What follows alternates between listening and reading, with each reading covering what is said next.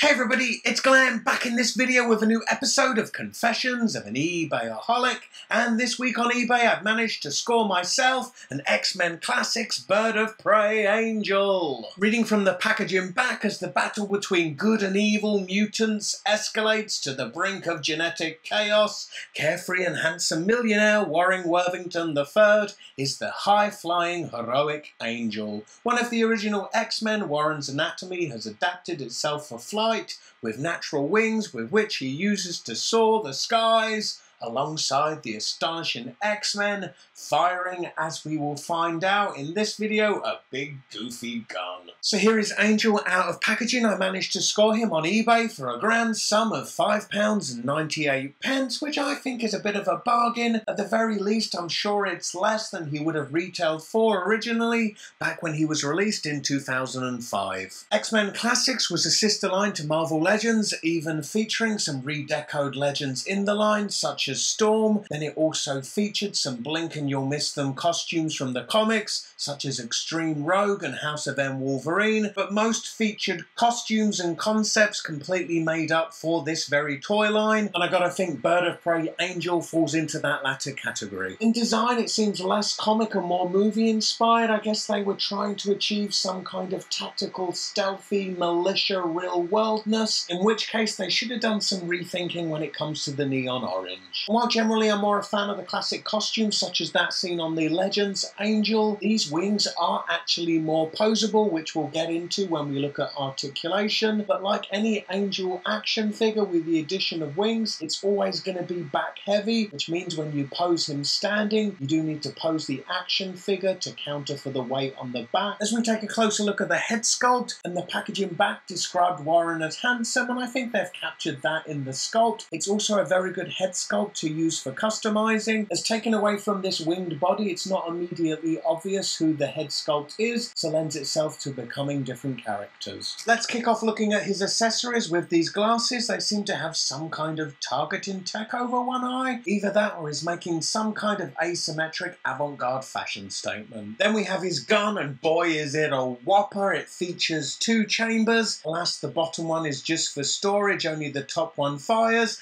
and it has a pretty decent firing mechanism.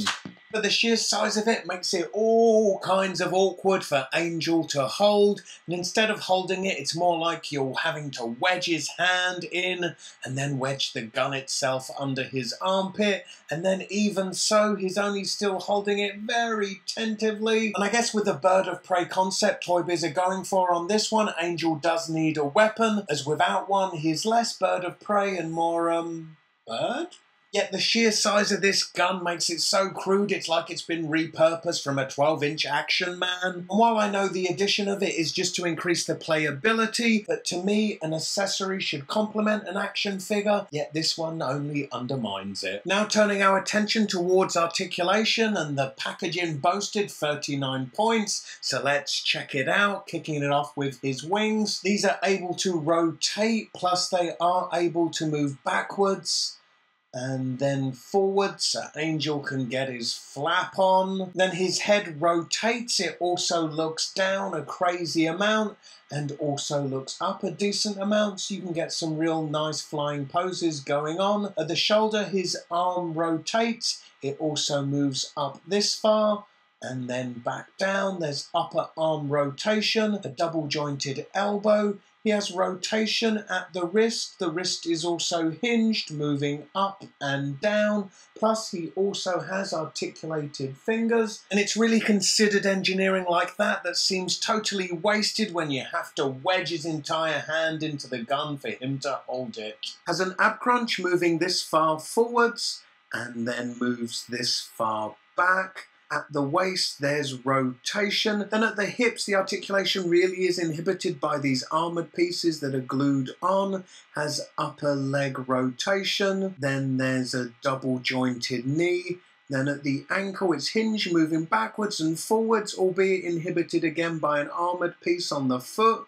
There's slight ankle pivot and toe articulation. So all things said, if you're looking for a comic book character that's off the beaten path of the classic comic book costumes, yet still superposable, I could recommend the X-Men Classics Angel Bird of Prey. Anyway, please help me out by giving this video a big thumbs up. Also remember to comment, share and subscribe. Click this video for the previous episode of Confessions of an Ebayaholic. Alternatively, check out the description beneath this video for links to my Facebook, Twitter and Instagram. Click those links and connect with me there too. Hope to see you in my next video.